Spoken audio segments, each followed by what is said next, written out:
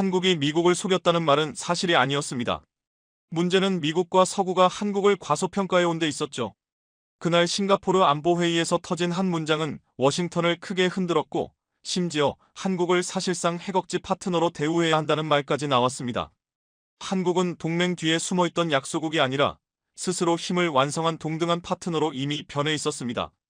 그 반전의 배경을 저는 지금부터 이야기하려 합니다. 저는 호주 국방부에서 전략안보를 담당하는 보좌관입니다. 10년 넘게 아시아 안보를 다뤄왔습니다.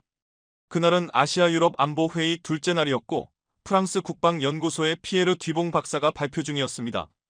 그는 한국이 새로운 전략무기 시제품을 만들었다는 소문을 들었다고 말했습니다.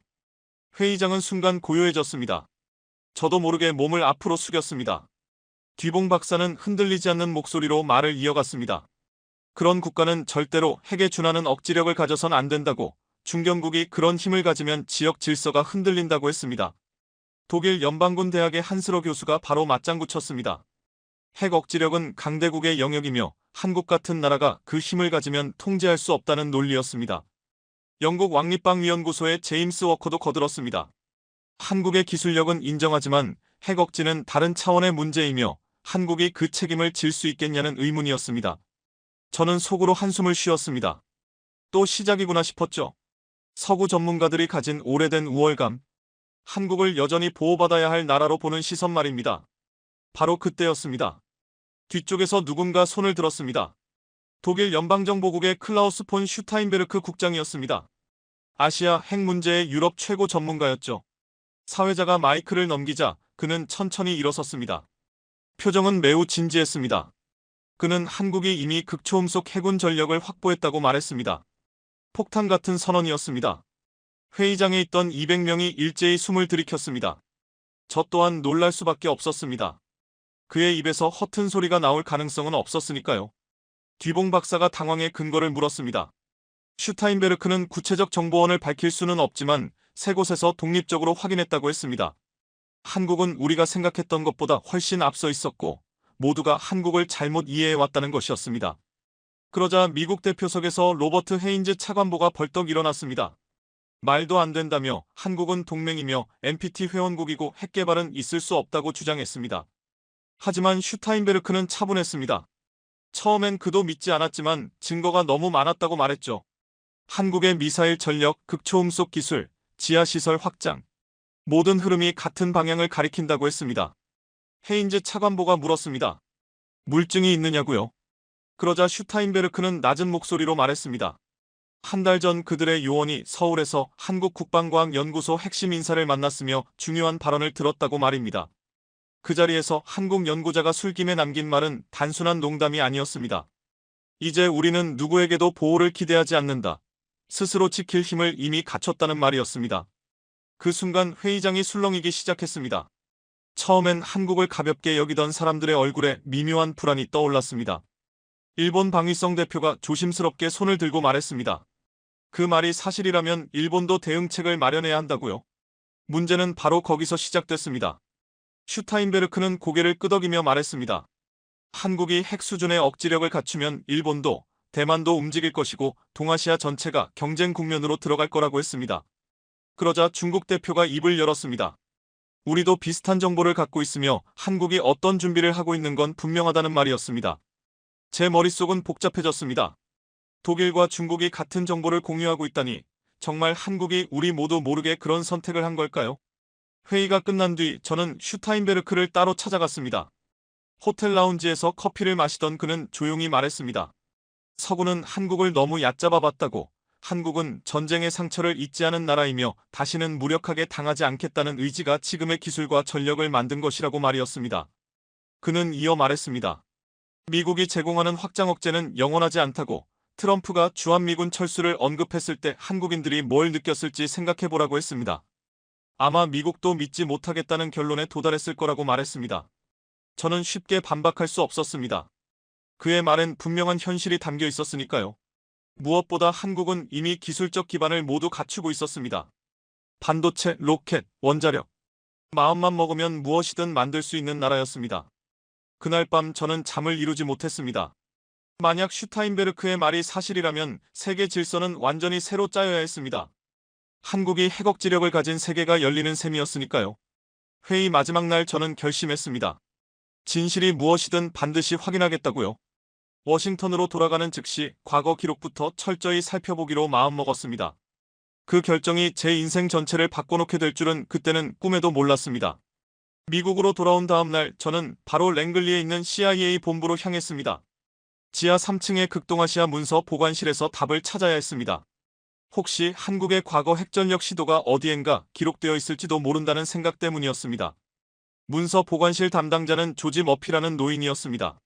30년 넘게 그곳을 지켜온 인물이었죠. 제가 1970년대 후반 한국 관련 극비 자료를 요청하자 그는 묘한 눈빛을 보였습니다. 한국 핵 문제라며 요즘 위에서도 그 주제로 꽤 시끄럽다고 말이었습니다.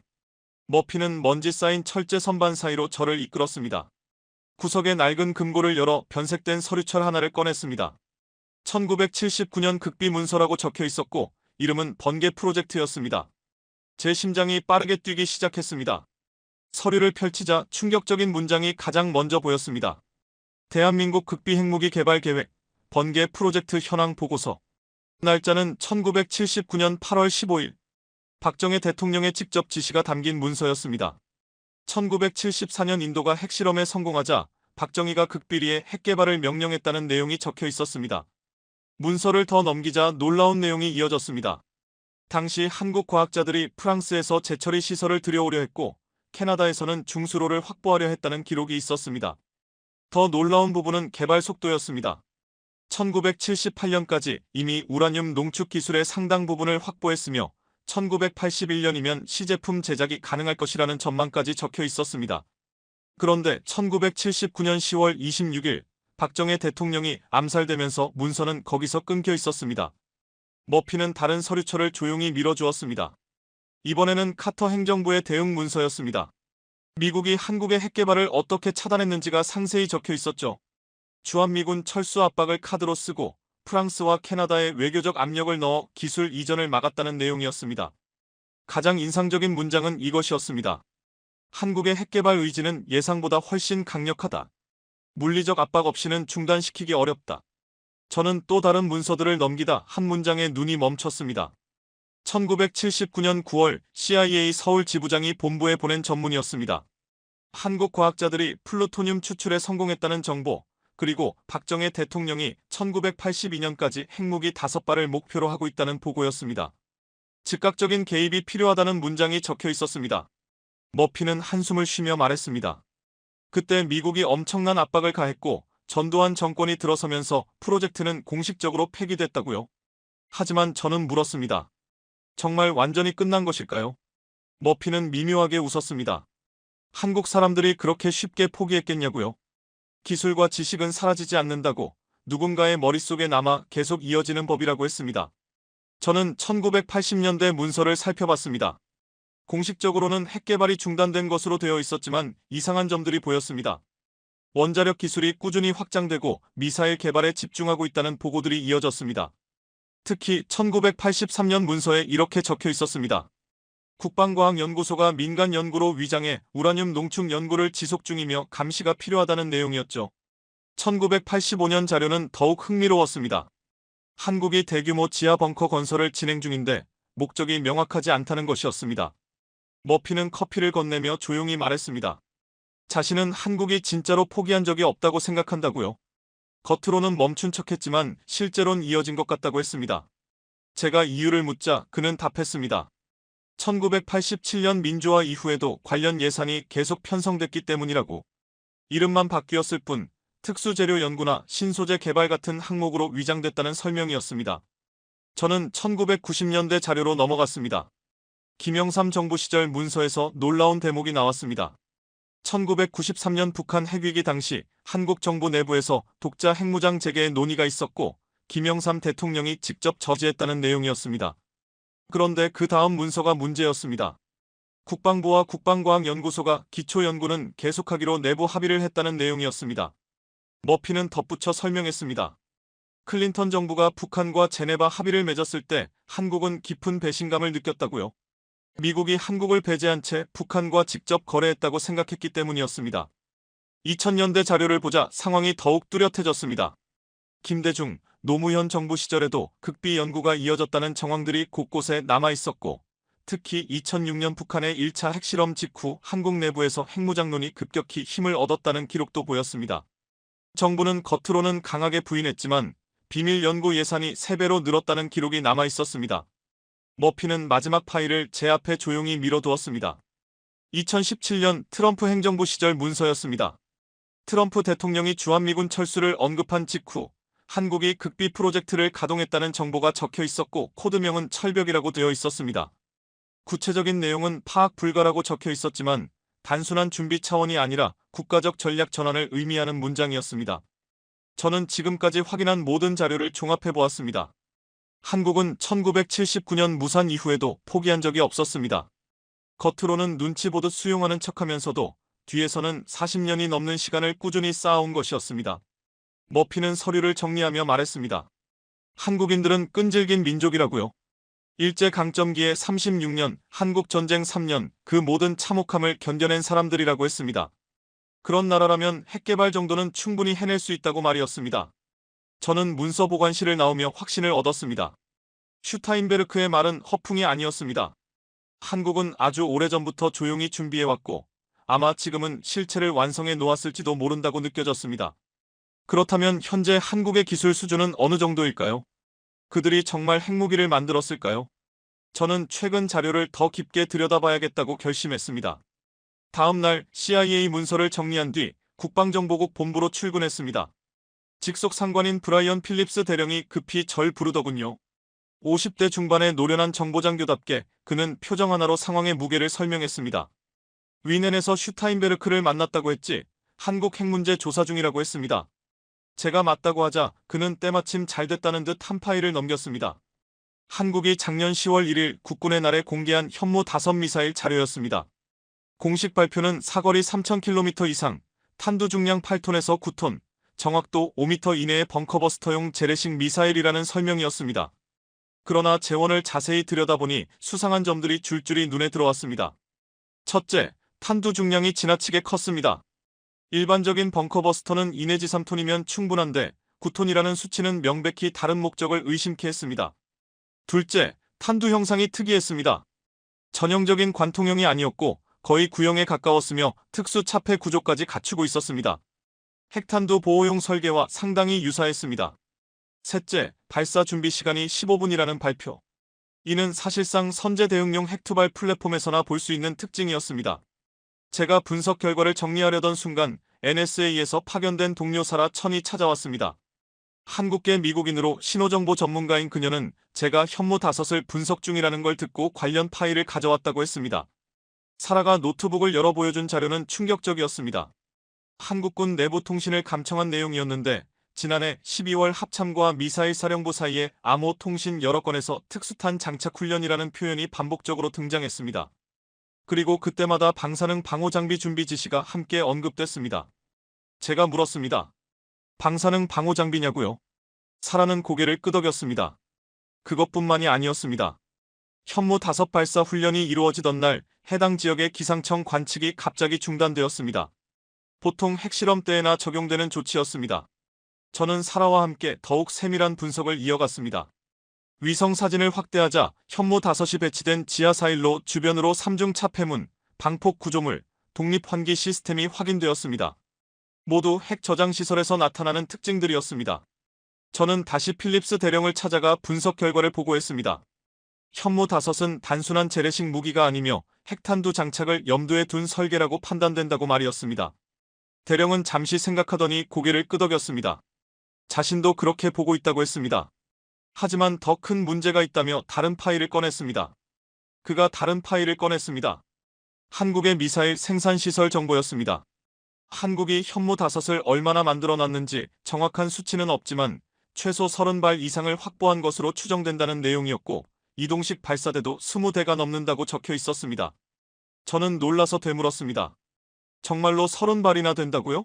대령은 그렇다며 그 미사일에 핵탄두가 장착될 수 있다면 한국은 이미 상당한 핵전력을 갖춘 셈이라고 했습니다. 그때 사라가 추가 정보를 보여줬습니다. 한국 원전에서 나오는 플루토늄의 회계 오차 범위를 계산해보니 공식 감시가 있어도 매년 핵무기 5발 분량을 빼돌릴 수 있다는 것이었습니다. 그게 10년 누적이면 50발이 된다는 말이었고 그녀는 충분히 가능한 시나리오라고 강조했습니다. 필립스 대령은 굳은 얼굴로 말했습니다. 펜타곤에서도 이 문제를 매우 심각하게 본다고요. 한국이 실제로 핵을 가졌다면 동아시아 군사 균형은 완전히 새로 짜여야 한다고 했습니다. 그런데 저는 문득 의문이 생겼습니다. 한국은 왜 이런 선택을 했을까? 우리가 확장 억제를 제공하는데 말입니다. 대령은 쓴웃음을 지으며 트럼프 시절을 떠올리라고 했습니다. 동맹을 거래하든 말하던 그 발언들, 한국인들이 미국을 온전히 믿을 수 있을까 의문을 품게 만들었다는 설명이었습니다.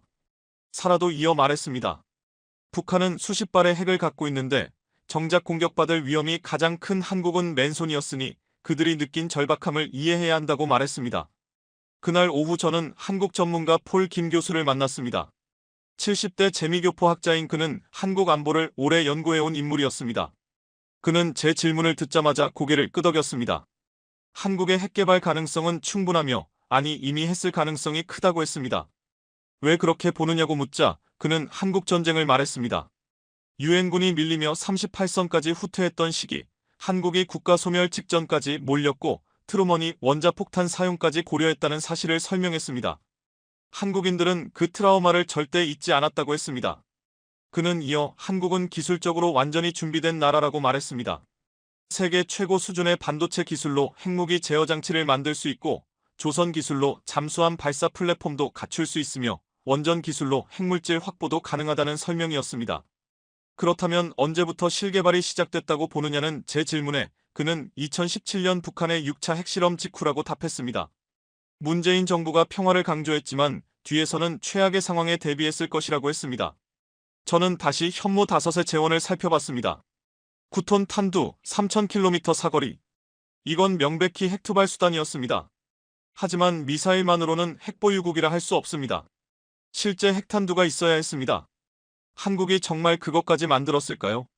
저는 확실한 증거가 필요했습니다. 그리고 마침내 다음 주 뜻밖의 연락이 왔습니다.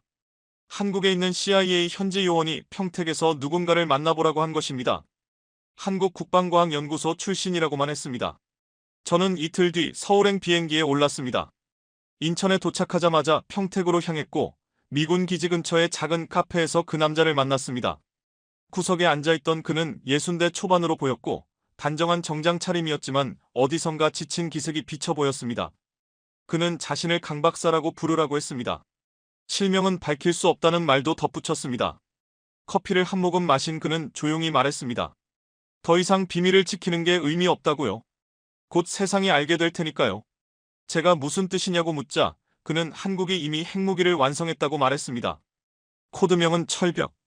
제 가슴이 크게 뛰기 시작했습니다. 그는 자신이 2018년부터 이 프로젝트에 참여했고 탄두 설계팀에 있었다고 했습니다. 어떤 종류의 핵무기인지 묻자 그는 낮은 목소리로 답했습니다. 10킬로톤급 소형 핵탄두 2발을 완성했다고요. 히로시마의 절반 위력이라고 했습니다.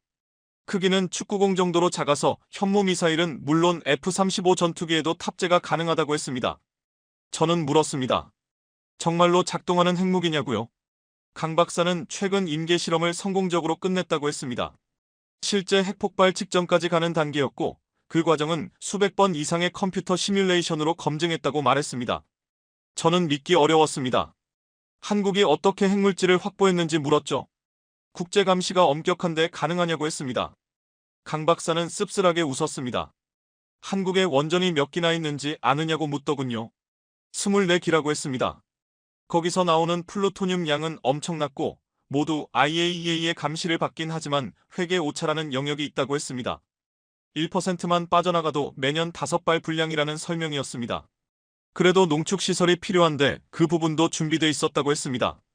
대전 지하 200m의 비밀시설이 있으며 레이저 농축 방식이라 규모가 작고 탐지가 어렵다고 했습니다. 10년 넘게 조금씩 농축해 무기급 우라늄 500kg을 확보했다는 말이었습니다. 그의 설명은 지나치게 구체적이어서 거짓으로 듣기는 어려웠습니다.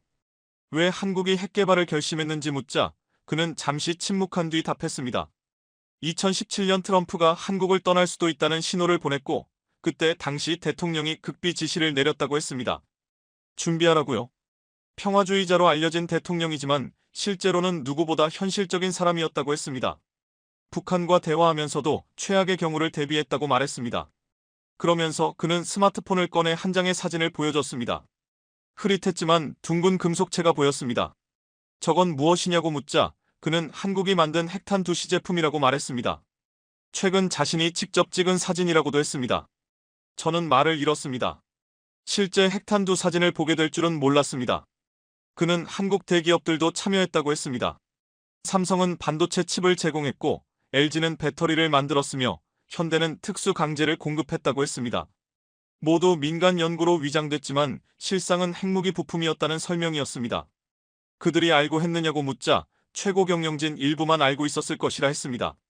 국가가 요청하면 거절하기 어렵다는 말도 덧붙였습니다. 강 박사는 개발 속도가 가장 놀라웠다고 했습니다.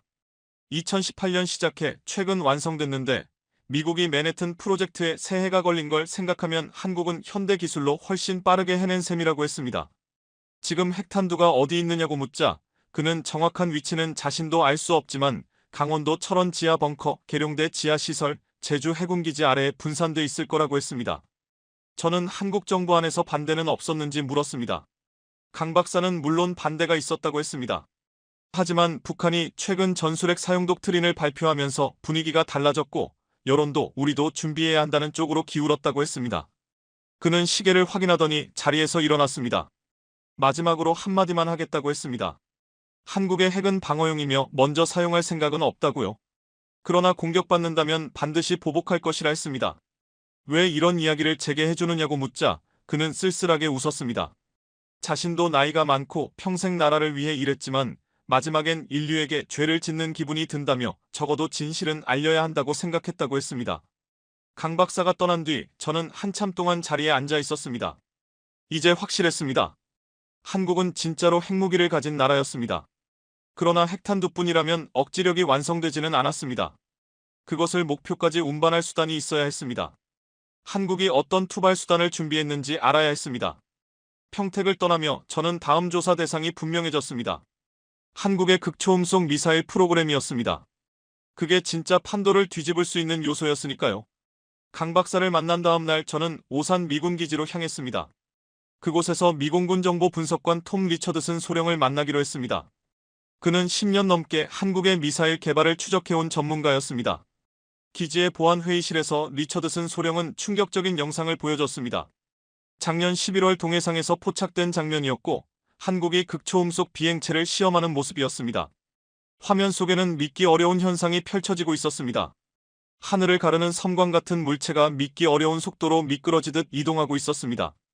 주변으로 플라즈마가 퍼지며 붉은 빛이 일렁였고 그 장면은 거의 비현실적으로 보였습니다. 속도가 얼마나 되느냐고 묻자 리처드슨 소령은 마하 20을 넘는다고 말했습니다. 시속 24,000km, 서울에서 워싱턴까지 30분이면 도착할 수 있는 속도였습니다. 숨이 멎는 듯 했습니다. 미국조차 아직 마하 10 수준인데 한국이 그것을 넘었다는 사실이 믿기지 않았습니다. 어떻게 가능한지 묻자 리처드슨 소령은 한국이 완전히 다른 접근법을 썼다고 설명했습니다. 미국이나 러시아가 스크램제트 엔진을 고집하는 동안 한국은 부스트 글라이드 방식을 독자 개발했다는 것이었습니다. 로켓으로 초고도까지 올린 후 대기권을 활강하는 방식이라 요격이 거의 불가능하고 비행 중 경로를 수시로 바꿀 수 있다고 했습니다. 그건 우리 미사일 방어 체계로는 대응이 거의 불가능한 유형이었습니다. 그는 또 다른 자료를 보여줬습니다. 한국 국방과학연구소가 지난 10년 동안 발표한 극초음속 관련 논문들이었는데 우리는 단순한 학술 성과라 생각했지만 실제로는 무기 개발의 밑작업이었다는 것이었습니다. 리처드슨 소령은 계속 설명을 이어갔습니다. 특히 놀라운 건 열차폐 기술이라고 했습니다. 마하 20이면 표면 온도가 섭씨 3000도까지 치솟는데 한국은 특수 세라믹 복합재를 개발해 그 문제를 해결했다고 했습니다. 그 기술을 어디에서 얻었느냐고 묻자 그는 자체 개발이라고 단정했습니다. 한국의 소재 기술력을 생각해보라며 반도체나 배터리, 디스플레이 분야에서 축적된 기술을 군사적으로 전환한 결과라고 했습니다. 저는 조심스럽게 물었습니다. 이 극초음속 비행체에 핵탄두를 실을 수 있느냐고요? 리처드슨 소령의 표정이 잠시 굳어졌습니다. 충분히 가능하다고 했습니다. 탑재 중량이 1톤이고 소형 핵탄두는 200에서 300kg이면 되기에 3발에서 4발을 동시에 탑재하는 것도 가능하다고 했습니다. 그는 시뮬레이션 영상까지 보여줬습니다. 한국에서 발사된 극초음속 무기가 주요 수도까지 도달하는 시간이 표시됐는데 베이징 8분, 도쿄 6분, 블라디보스토크 4분, 괌 15분, 하와이 20분이었습니다. 화면을 보는 순간 등줄기가 서늘해졌습니다. 한국이 이런 능력을 갖고 있다면 동아시아의 전략 균형은 완전히 뒤집히는 것이었습니다. 오후에는 한국 공군 출신 정보원을 만났습니다. 편의상 박 대령이라 부르겠습니다. 그는 50대 후반이었고 극초음속 프로그램 초기부터 관여했다고 했습니다. 개발은 2015년에 시작됐지만 미국이 기술 제공을 거절하면서 결국 독자 개발로 방향을 틀었다고 했습니다. 어떻게 이렇게 빨리 성공했느냐 묻자 그는 자부심 섞인 목소리로 답했습니다. 한국인의 저력을 모르는 것 같다고 했습니다. 1960년대 최빈국에서 출발해 세계 12위 제조대국이 되었고 극초음속 정도는 오히려 당연히 해낼 수 있는 일이라고 했습니다. 그는 핵심이 인공지능이라고 덧붙였습니다. 극초음속 단계에서는 인간이 제어할 수 없기에 AI가 스스로 경로를 선택하도록 만들었다는 것입니다. 삼성, LG, 네이버, 카카오에서 확보한 인공지능 기술을 결합해 민간 기술을 군사용으로 전환했다고 설명했습니다. 그러고는 놀라운 사실을 하나 더 밝혔습니다. 작년에 이미 실전 배치를 시작했고 18발 이상 생산됐으며 매년 20발씩 추가 생산 중이라고 했습니다. 배치 위치는 극비지만 전국에 분산돼 있고 이동식 발사대까지 있어 추적이 어렵다고 했습니다. 저는 물었습니다. 미국은 동맹국인데 왜 이런 무기를 개발했느냐고요? 박 대령은 진지한 표정으로 말했습니다. 한국전쟁 때 미군이 철수하려 했던 순간을 잊지 말라고요. 트루먼이 한국을 포기하려 했고 이후에도 그런 위험은 반복됐다고 말했습니다. 트럼프 시절 주한미군 철수 언급이 나오자 한국은 미국도 언제든 떠날 수 있다는 사실을 깨달았다고 했습니다. 그래서 스스로 지킬 힘을 가져야 했다는 것입니다. 대화를 마치며 박 대령은 마지막으로 말했습니다. 한국의 극초음속 무기는 단순한 공격용 미사일이 아니라고요. 생존을 위한 마지막 보루라고 했습니다. 아무도 한국을 함부로 건드릴 수 없게 만드는 억지력이라는 말이 계속 머릿속에서 울렸습니다. 그날 밤 저는 오산기지 숙소에서 보고서를 정리했습니다. 한국은 극초음속 타격 수단을 완성했고 이미 실전 배치까지 마친 상황이었습니다. 그런데 한 가지 의문이 더 생겼습니다. 공격 수단은 갖췄는데 방어는 어떻게 구성했을까? 북한이나 중국이 먼저 공격하면 무엇으로 막는 걸까? 그래서 다음 조사 대상은 한국의 미사일 방어 체계와 지하 요새로 자연스럽게 넘어갔습니다. 과연 한국이 철벽 방어 체계까지 준비했을지 궁금했습니다. 극초음속 무기 조사를 마치고 서울로 돌아온 저는 뜻밖의 제보를 받았습니다. 미 육군 정보 자산에서 온 정보였고 철원 일대에 거대한 지하시설이 존재한다는 내용이었습니다. 다음 날 새벽 저는 철원으로 향했습니다. 그곳에서 만난 사람은 한국군 공병 출신 정보원이었습니다. 편의상 최중령이라 했습니다. 그는 10년 동안 이 프로젝트에 참여했다고 말했습니다. 내부에서는 그 시설을 화강암 요새라 불렀다고 했습니다. 최중령은 태블릿을 꺼내 도면을 보여주었습니다. 규모는 믿기 어려울 정도였습니다. 지하 200m 깊이에 축구장 50개 넓이를 파냈다고 했습니다. 서울 지하철보다 큰 규모였습니다. 어떻게 그런 공사를 비밀리에 했는지 묻자 그는 DMZ 지뢰 제거 작업으로 위장했다고 했습니다. 낮에는 지뢰를 치우고 밤에는 지하 굴착을 했고 발파음은 지뢰 폭발음으로 덮었다고 했습니다. 그의 설명은 계속됐습니다. 이곳은 단순한 벙커가 아니라 완전한 지하 도시였고 5,000명이 6개월을 생활할 수 있는 구조라고 했습니다. 무엇을 보관하느냐 묻자 그는 잠시 망설이다 전략 무기 저장고라고 했습니다. 핵탄두와 극초음속 미사일을 보관한다고 했습니다. 저는 놀라 다시 물었습니다. 정말 핵탄두를 거기 놓는다고요? 그는 그렇다며 특수 차폐 시설에 20발 이상 보관 가능하고 공격을 견디도록 설계됐다고 했습니다. 그는 더 자세한 설명도 이어갔습니다. 지하에서 바로 미사일 발사가 가능한 수직 발사대가 있고 해치가 열리면 3분 안에 발사할 수 있다고 했습니다. 미국 정찰 위성에 잡히지 않느냐 묻자 그는 위장이 완벽하다고 했습니다. 지상은 일반 군부대처럼 꾸며놓았고 발사대 해치도 건물 형태로 숨겨져 있다고 설명했습니다. 그는 사진 몇 장을 더 보여주었습니다. 지하 통로, 거대한 경납고, 통제실 등이 확연하게 보였습니다. 저는 물었습니다. 이런 시설이 철원에만 있느냐고요? 그는 아니라고 했습니다. 자신이 아는 곳만 3군데 더 있으며 계룡대, 진해, 제주도에도 비슷한 규모가 있다는 말이었습니다. 저는 충격을 받았습니다. 한국이 전국적으로 핵벙커를 구축했다는 뜻이었습니다. 오후에 서울로 돌아온 저는 위성사진 전문가 로버트 브라운을 만났습니다. 그는 나사 출신으로 한국 지하시설을 분석한 자료를 갖고 있었습니다. 일반 광학 위성으로는 탐지가 안 되지만 열화상과 중력 이상을 분석하면 내부가 비어 있다는 것을 알 수 있다고 했습니다. 브라운은 철원 지역에서 비정상적인 중력 이상이 감지된다고 했습니다. 거대한 빈 공간이 존재한다는 강력한 신호였습니다. 열화상에서도 지하에서 올라오는 미열이 잡힌다고 했습니다. 저는 다른 지역도 같은 패턴이 있느냐고 묻자 그는 고개를 끄덕였습니다. 강원도 산악지대와 경상북도 여러 곳에서도 비슷한 양상이 나타난다고 했습니다. 그는 조심스럽지만 확신에 가까운 추정을 내놓았습니다. 자신의 계산으로는 한국이 최소 10곳 이상의 대규모 지하시설을 운영하고 있다는 가능성이 높다고 했습니다. 스위스보다 더 많은 벙커를 가진 셈이라는 말이었습니다. 저녁에는 한국건설업계 고위 관계자를 만났습니다.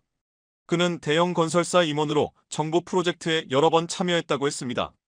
10년 전부터 정부가 특수목적 지하공사를 대규모로 발주했다고 했습니다. 극비 프로젝트라 자세한 내막은 알 수 없었지만 규모는 엄청났다고 했습니다. 제가 어느 정도냐고 묻자 그는 자신이 참여한 공사만 해도 수조 원이었고 전체 규모는 수십조 원에 달했을 것이라고 했습니다. 그만큼 국가적 우선순위가 높았다는 의미였습니다. 그리고 특이한 조건 하나를 말했습니다. 모든 자재를 전부 국산으로 사용해야 했다는 점이었습니다. 시멘트, 철근, 볼트까지 한 개도 외국산을 쓰면 안 됐고 이는 외부로 정보가 새는 것을 막기 위함이었다고 했습니다. 숙소로 돌아오는 길에 저는 깊은 생각에 잠겼습니다. 한국은 단순히 핵무기를 만든 것이 아니었습니다. 핵전쟁이 현실이 되어도 살아남을 수 있는 완전한 생존 체계를 갖춘 나라가 돼 있었습니다. 지하 요새가 핵공격을 견디고 극초음속 미사일로 즉각 반격하는 능력을 갖췄다는 사실은 말 그대로 완전한 핵억지력이었습니다. 하지만 제 머릿속에는 또 다른 의문이 떠올랐습니다. 한국은 과연 방어체계까지 완성했을까? 적이 미사일을 먼저 쏘면 그것을 요격할 수 있는 시스템이 갖춰져 있을까? 그래서 다음 조사는 자연스럽게 한국의 미사일 방어체계로 이어졌습니다. 한국이 공격뿐 아니라 철벽 방어까지 준비했는지를 확인해야 했습니다. 철원의 지하시설을 조사한 다음 날 저는 충청남도 태안으로 향했습니다. 그곳에 한국의 차세대 방어체계 실험장이 있다는 정보를 입수했기 때문이었습니다. 태안에서 저는 한국국방과학연구소 출신 미사일 전문가를 만났습니다. 편의상 김 박사라 부르겠습니다. 그는 한국이 개발한 LME 요격체계를 설명하며 세계 최고 수준이라고 단언했습니다. 미국의 사드보다 성능이 더 뛰어나다고 했습니다. 어떤 점이 뛰어난지 묻자 그는 노트북을 열어 시범 영상을 보여줬습니다. 발사된 미사일은 상공에서 믿기 어려운 기동을 보였고 요격 고도는 무려 150km에 달했습니다. 사드가 100km 수준인 것을 생각하면 엄청난 수치였습니다. 게다가 LME는 극초음속 표적까지 요격할 수 있다고 했습니다. 저는 극초음속 요격이 가능하냐고 다시 물었고 김 박사는 작년 시험에서 마하 15속도의 표적 요격에 성공했다고 했습니다. 명중률은 95%였습니다. 미국조차 극초음속 요격에 어려움을 겪는 상황에서 한국이 그 단계까지 간 것은 놀라운 일이었습니다. 김 박사는 비결이 인공지능이라고 설명했습니다. 표적의 궤적을 실시간 예측해 요격 지점으로 먼저 이동하는 방식이라 따라가는 게 아니라 기다리는 체계라는 말이었습니다. 그는 LME가 다층 방어 체계로 설계돼 있어 첫 요격에 실패해도 두 번째, 세 번째 기회가 준비돼 있다고 했습니다. 한 표적의 세 발을 동시에 운용함으로써 확실하게 잡는 구조였습니다. 배치 시점을 묻자 그는 이미 서울, 부산, 대구 같은 주요 도시는 물론 원전과 군사기지 주변에도 배치가 완료됐다고 말했습니다.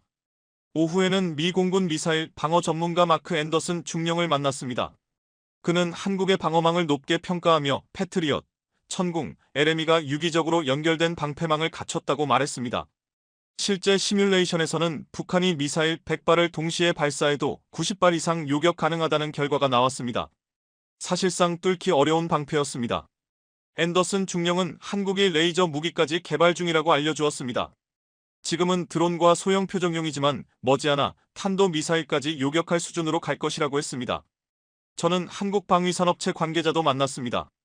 한화에어로스페이스 출신이었는데 LME 개발에 10년이 걸렸다고 했습니다.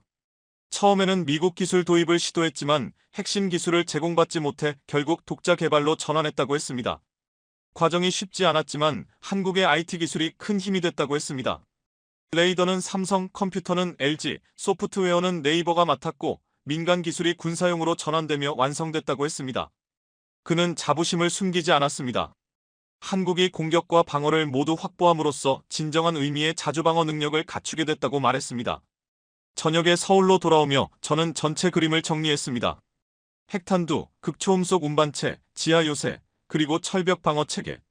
한국은 완벽한 핵억지력 구조를 갖추고 있었습니다. 하지만 여전히 남은 과제가 있었습니다. 한국이 실제로 핵실험을 했다는 물리적 증거가 부족했습니다. 그것을 밝혀야 했습니다.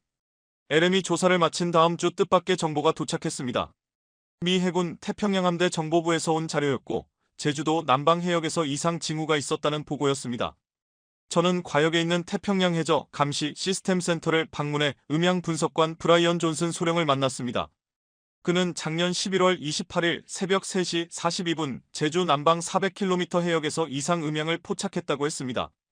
그는 그 데이터를 들려줬습니다. 둔탁한 폭발음이었고 자연적 소리가 아니라는 말과 함께 인공 폭발, 그것도 수중 핵실험에서 나타나는 패턴이라고 했습니다. 저는 다시 물었습니다. 정말 핵실험이냐고요? 그는 지진파 분석 결과 3킬로톤 수준으로 추정된다고 했습니다. 히로시마의 10분의 1위력이었습니다. 그는 폭발 직후 해역에서 방사능이 검출됐다는 추가 데이터를 보여줬습니다. 미 해군 잠수함이 측정한 값이 정상치의 20배까지 치솟았다가 빠르게 감소한 기록이었습니다. 저는 말 그대로 충격을 받았습니다. 한국이 실제로 핵실험을 했다는 말은 더 이상 의심의 여지가 없었습니다. 저는 한국 해군의 움직임을 확인했습니다. 폭발 3시간 전 한국 해군이 그 해역을 항행금지 구역으로 지정했더군요. 훈련을 한다는 명목이었습니다. 그리고 잠수함 한 척이 그 지역을 떠나지 않고 있었습니다. 존슨 소령은 위성사진을 보여주었습니다. 화면 속에는 한국 해군의 도산 안창호급 잠수함이 있었고 폭발 직전까지 그 해역에 머물다가 직후 빠르게 이탈하는 모습이 잡혀 있었습니다. 저는 더 명확한 정보를 얻기 위해 일본으로 향했습니다. 도쿄에서 일본 기상청의 지진 전문가를 만나 얘기를 들었습니다. 그날 제주 남방에서 규모 4.2의 인공지진이 기록되었고 진원 깊이는 1km가 채 되지 않았습니다. 전형적인 핵실험 지진 패턴이었습니다. 일본 정부는 극비리의 방사능 측정을 했고 미량의 세슘과 요드가 검출됐습니다. 한국이 핵실험을 했다는 확실한 증거였습니다. 서울로 돌아온 저는 한국 해군 출신 정보원을 만났습니다. 편의상 이 대령이라 부르겠습니다. 그는 그날 작전에 대해 알고 있다고 했습니다. 내부에서는 이를 심해 프로젝트라고 불렀다고 했습니다. 정말 핵실험이었느냐 묻자 그는 고개를 끄덕였습니다. 소형 핵장치의 수중 실험이었다고 했습니다. 잠수함에서 핵미사일을 발사할 수 있는지 확인하는 단계였다는 말이었습니다. 성공했느냐고 하자 완벽했다고 답했습니다. 3킬로톤 장치가 계획대로 작동했고 잠수함 시스템에도 문제 없었다고 했습니다. 그는 놀라운 사실을 더 말했습니다. 이것이 첫 실험이 아니라는 것이었습니다. 몇 년 전에도 비슷한 시험을 진행했고 위력을 조금씩 늘려가며 반복했다고 했습니다. 국제사회에 들키지 않은 이유를 묻자 그는 제주 남방이 해저 화산지대라 간헐적 분출이 있어 그것을 위장에 사용했다고 했습니다. 저는 귀국 후 미 지질 조사국 데이터를 다시 확인했습니다. 정말로 최근 몇 년간 제주 남방에서 해저 화산 활동이 보고됐지만 분석해보니 인공 폭발의 패턴과 정확히 일치했습니다.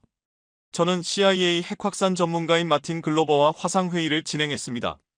그는 한국의 핵실험 정황은 충분히 입증되었다고 말했습니다. 음향, 지진파, 방사능 데이터가 모두 일치하며 한국은 이미 실전 가능한 핵무기를 갖춘 것으로 봐야 한다고 했습니다. 왜 국제사회가 침묵하고 있는지 묻자 그는 공식 인정이 나올 경우 일본과 대만이 즉시 핵무장 움직임을 보일 것이고 지역 균형이 무너진다며 차라리 모른 척하는 것이 낫다고 했습니다. 그는 또 의미심장한 말을 남겼습니다.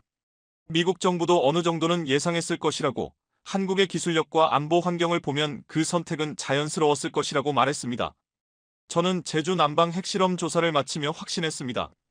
한국은 이미 완성된 핵무기를 갖고 있고 실전 배치까지 끝낸 상태였습니다. 하지만 한국이 전술핵까지 개발했다는 소문이 있었습니다. 대포에서 쏘는 핵포탄 말입니다. 그것도 사실일까 궁금해졌습니다.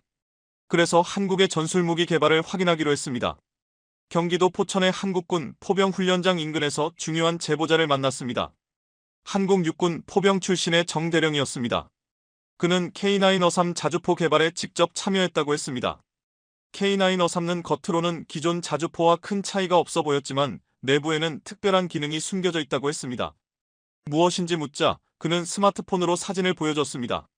K9 어삼의 포신은 일반 자주포보다 훨씬 두꺼웠습니다.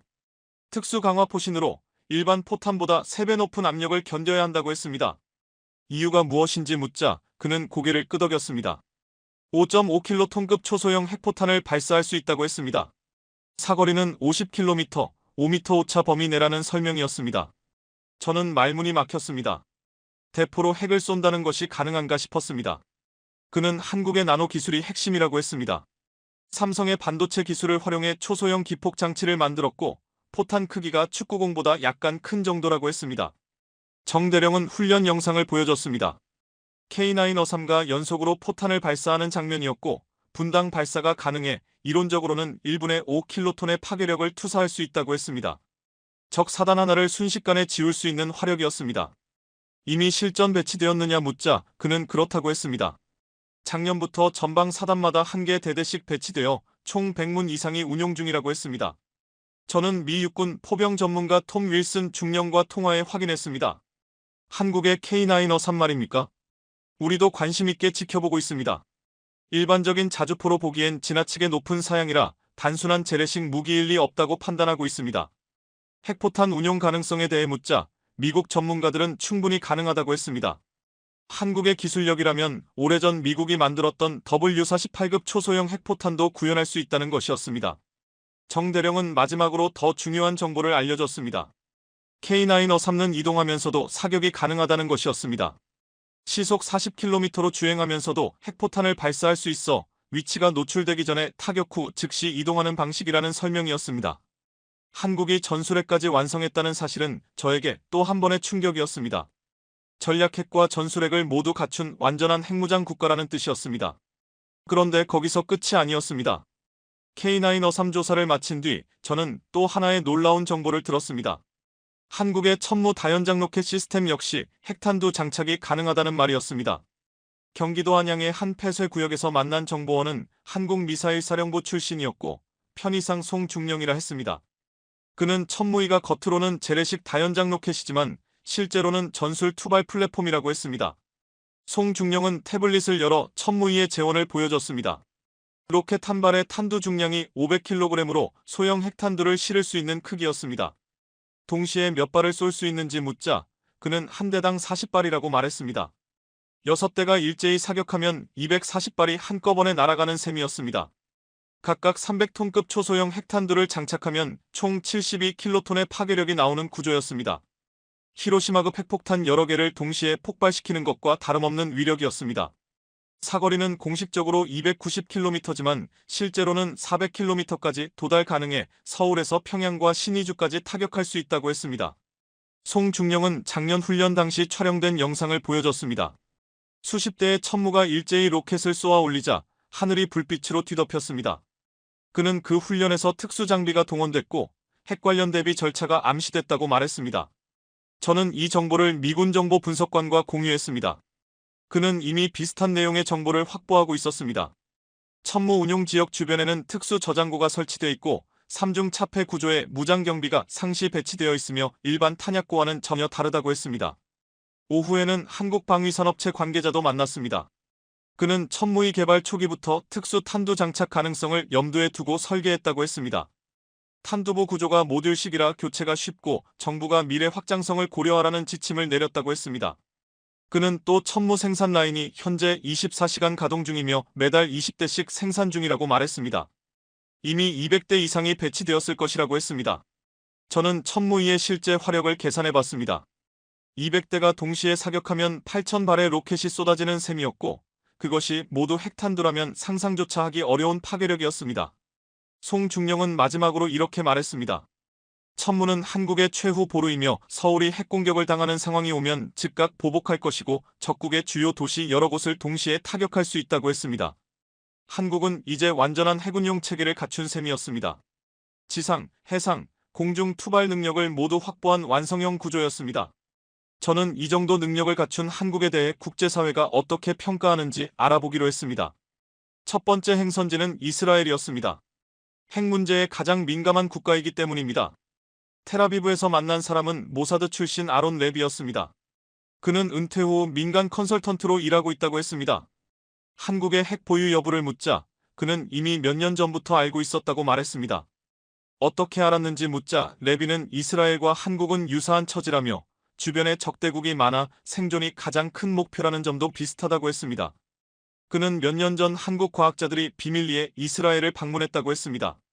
명목상 원자력 협력이었지만 실제 목적은 다른 기술을 익히기 위한 방문이었다고 말했습니다. 레비는 의미심장한 미소를 지었습니다. 한국이 이스라엘의 모호성 전략을 벤치마킹하기 위해 왔다는 말이었습니다. 핵을 보유하면서도 공식적으로 인정하지 않는 전략 말입니다.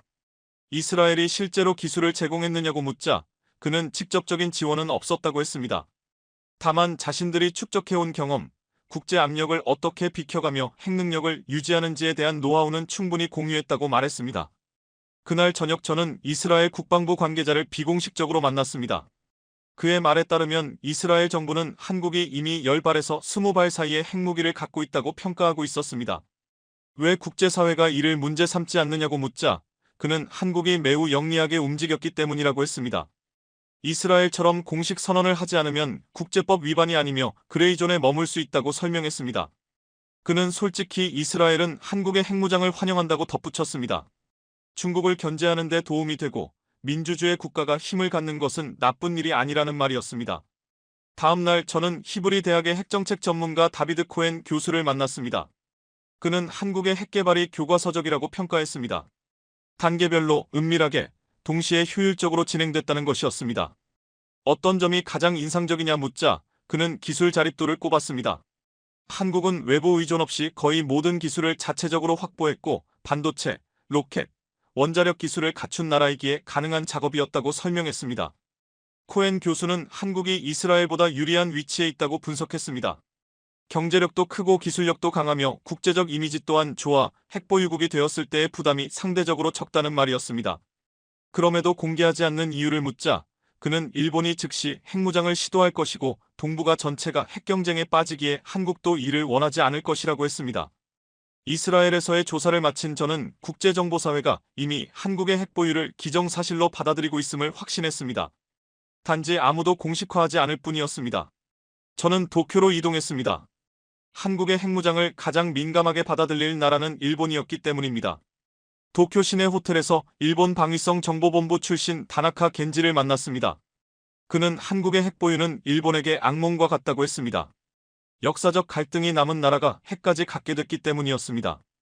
일본 정부의 공식 입장은 부인이지만 내부적으로는 한국이 최소 10발 이상의 핵탄두를 보유했다고 인정하고 있다고 했습니다. 일본도 핵 개발을 검토하고 있느냐 묻자 그는 잠시 머뭇거리다 이미 검토가 진행 중이라고 답했습니다.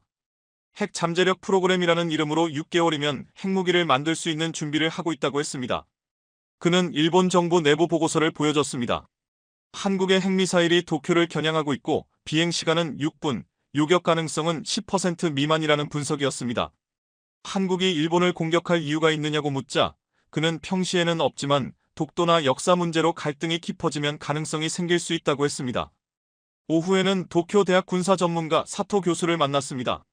그는 한국의 핵무장이 동북아 판도를 완전히 뒤흔들었다며 일본은 핵무장 혹은 한일 화해라는 두 선택지 앞에 서 있다고 했습니다. 그의 말에 따르면 일본은 둘 다 선택할 가능성이 높다고 했습니다.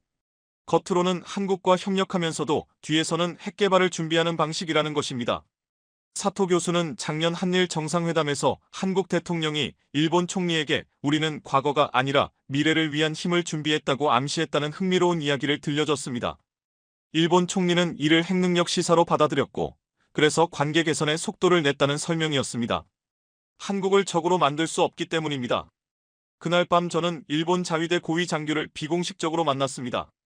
그는 솔직히 두렵다고 말했습니다. 이미 한국의 군사력이 일본을 넘어선 데다 핵까지 보유하니 자위대는 뾰족한 대응책이 없다는 것이었습니다. 미사일 방어를 강화하고 있지만 한국의 극초음속 무기는 요격이 사실상 불가능해 결국 일본도 같은 무기를 보유해야 한다는 의견이 커지고 있다고 했습니다. 그는 목소리를 낮추며 일부에서는 한국과의 핵공유 구상까지 논의되고 있다고 했습니다. 나토식 모델이었습니다. 도쿄를 떠나면서 저는 일본의 깊은 딜레마를 실감했습니다. 한국의 핵무장을 막을 수도 없고 그렇다고 방치할 수도 없는 상황. 동북아의 새로운 핵시대가 열린 것이었습니다. 저는 이어 베이징으로 향해 중국의 시각을 확인하기로 했습니다. 중국 국가안전부 출신 왕리를 비밀리에 만나자 그는 한국의 핵보유를 이미 수년 전부터 추적하고 있었다고 말했습니다. 중국은 왜 조용히 있었느냐는 제 질문에 왕리는 차를 내려놓으며 말했습니다. 계산이 복잡했다고요. 한국의 핵은 북한을 억제하는 데 도움이 되고 북한이 지나치게 도발하면 중국도 문제가 되기 때문이라는 설명이었습니다. 그렇다고 미국의 동맹국이 핵을 갖는 걸 좋아하는 건 아니지만 한국은 실용적이라 중국을 먼저 자극할 이유가 없고 오히려 일본을 견제하는 데 유용하다고 했습니다. 왕리는 중국 지도부가 한국 핵을 조용히 용인하기로 했으며 대신 한국도 중국을 불필요하게 자극하지 않을 것이라 믿고 있다고 털어놓았습니다. 오후에는 베이징 대학의 한반도 전문가 리우 교수를 만났습니다. 그는 한국의 핵이 역설적으로 지역 안정에 도움이 될 수 있다고 했습니다. 모두가 조심스러워지는 상황이 만들어지기 때문이라는 것이었습니다. 제가 어떤 의미인지 묻자 그는 북한, 한국, 일본이 모두 핵을 가지면 누구도 먼저 방아쇠를 당기지 못한다고 했습니다. 공포의 균형이 평화를 유지시킨다는 논리였습니다. 리우 교수는 덧붙여 중국이 진짜 우려하는 것은 대만이라고 말했습니다. 대만이 한국처럼 핵 개발을 시도하면 동아시아 전체가 위험해지기 때문이라고 했습니다. 저는 중국군 소식통과도 접촉했습니다. 그는 중국 인민해방군이 한국 핵을 매우 심각하게 보고 있으며 한국 미사일은 베이징까지 8분이면 도달한다고 했습니다. 대응책이 있냐고 묻자 한국과 직접 충돌은 피하려 한다고 했습니다. 경제 문제도 있고 북한 문제도 있어서 무력 대응은 어렵고 대신 방어망을 강화하고 있다는 설명이었습니다. 베이징을 떠나는 길에 저는 중국 또한 한국의 핵을 사실상 인정하고 있다는 현실을 깨달았습니다. 각국을 돌고 워싱턴으로 돌아온 저는 펜타곤에 최종 보고서를 제출했습니다. 일주일 뒤 합참의장이 주재하는 고위급 회의가 열렸고 회의실에는 국방장관, CIA 국장, NSA 국장, 백악관 안보보좌관까지 모두 모였습니다. 저는 6달 동안의 조사 결과를 브리핑했습니다. 한국의 핵탄두, 극초음속 미사일, 지하요새, 방어체계, 국제사회의 평가까지 모두 보고했습니다. 국방장관 로이드 오스틴이 물었습니다. 결론이 무엇이냐고요? 한국이 정말 핵을 가진 것이냐고 묻자 저는 확실하다고 대답했습니다. 최소 10발에서 20발의 핵탄두를 보유하고 있다고요. CIA 국장 윌리엄 번스도 우리 정보와 동일하다고 했습니다. 한국은 이미 실전 배치까지 끝마쳤다는 것이었습니다. 합참의장 마크 밀리가 한국이 미국을 속인 것이냐고 묻자 저는 속였다기보다는 알려주지 않은 것이라고 했습니다. 미국도 제대로 묻지 않았다고 말했습니다. 백악관의 제이크 설리번이 심각한 표정으로 앞으로 어떻게 해야 하느냐고 물었습니다. 한국을 압박할 것이냐는 질문이었습니다. 오스틴 장관은 고개를 저었습니다.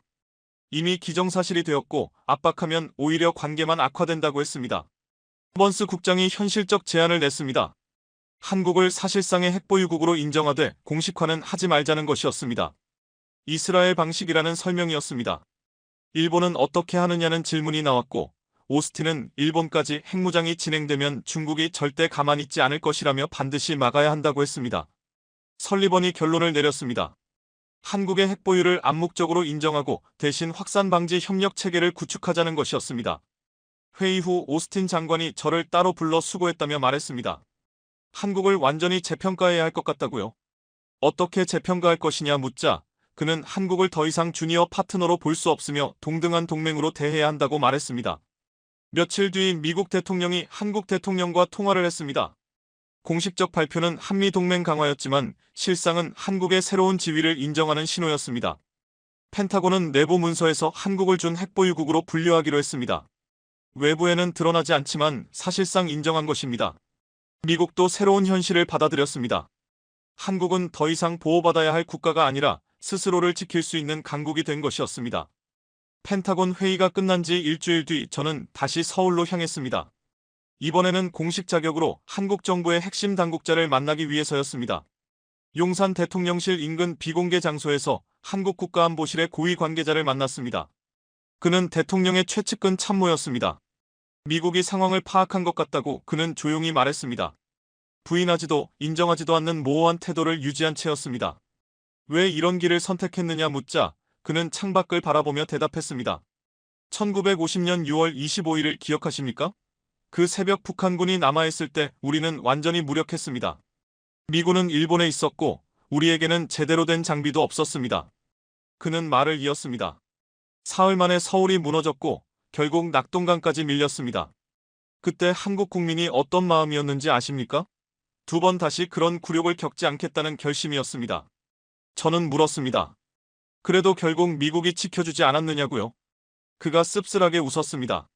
1975년 4.20을 떠올려 보라고 했습니다. 미군이 철수하자 남베트남은 순식간에 붕괴했고 아프가니스탄도 마찬가지였다고 말했습니다. 미국의 보호는 영원하지 않으며 그는 더욱 직설적으로 이어갔습니다. 트럼프가 주한미군 철수를 언급했을 때 한국은 깨달았다는 겁니다. 결국 스스로 살아남아야 한다는 사실을요. 저는 조심스럽게 물었습니다. 그래서 핵개발을 결정한 것이냐고. 그는 대답 대신 전쟁 이야기를 꺼냈습니다.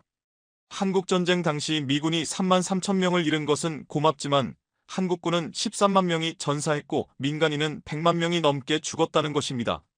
그는 낮은 목소리로 말했습니다. 우리는 다시는 무력하지 않겠다고, 스스로 지킬 힘을 갖겠다고. 제가 미국을 신뢰하지 못해 그런 것이냐 묻자 그는 고개를 저었습니다. 신뢰의 문제가 아니라 주권의 문제라고 했습니다. 진정한 독립국가라면 스스로를 방어할 수 있어야 한다는 말이었습니다. 그는 놀라운 이야기를 덧붙였습니다. 사실 역대 어느 대통령도 이 문제를 피하지 못했다고 했습니다.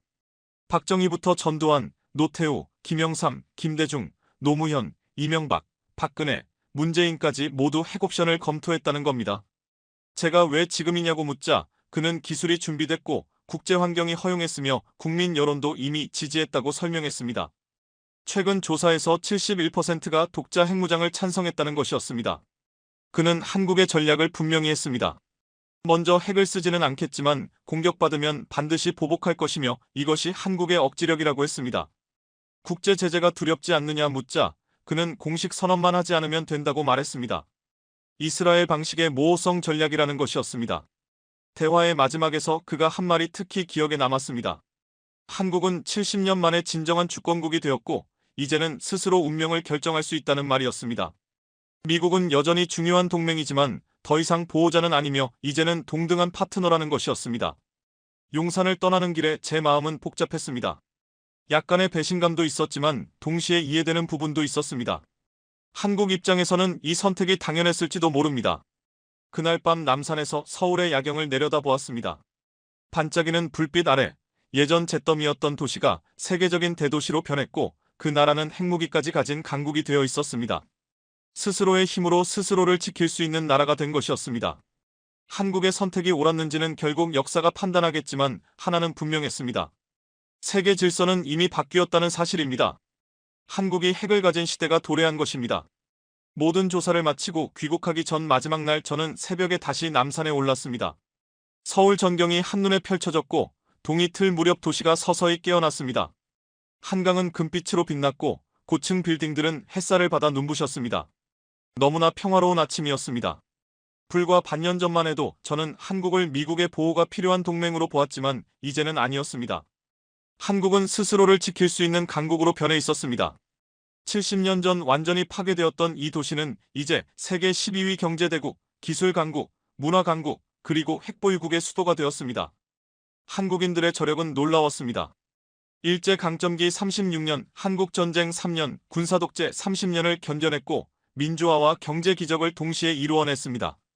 그리고 마침내 마지막 과제까지 완성했습니다. 진정한 자주국방 말입니다. 누구의 보호도 필요 없는 나라. 물론 우려도 있었습니다. 동북아 핵경쟁이 시작될 수도 있고 한미 관계도 변할 것입니다. 하지만 한국은 이미 선택했고 돌이킬 수 없는 강을 건넜습니다. 남산 아래 도시를 바라보며 저는 생각했습니다. 이 도시가, 이 나라가 감당해야 했던 상처와 희생, 그리고 그 끝에서 스스로 일으켜 세운 놀라운 성취를 떠올리며 저는 깨달았습니다. 한국은 더 이상 우리가 과거에 알고 있던 나라가 아니었습니다. 이제 그들은 스스로의 운명을 선택할 수 있는 진정한 주권 국가가 되어 있었죠. 인천공항으로 향하는 차 안에서 저는 보고서의 마지막 문장을 조용히 적어 내려갔습니다. 한국은 소리 없이 그러나 분명하게 핵보유국이 되었다. 이제 우리는 새로운 한국, 새로운 동북아, 새로운 세계 질서를 받아들여야 한다. 비행기가 활주로를 떠올라 창밖을 내려다보니 한반도가 작게 펼쳐져 보였습니다. 좁은 땅이었지만 그 속에는 5천만 명의 국민이 살아가고 있었습니다.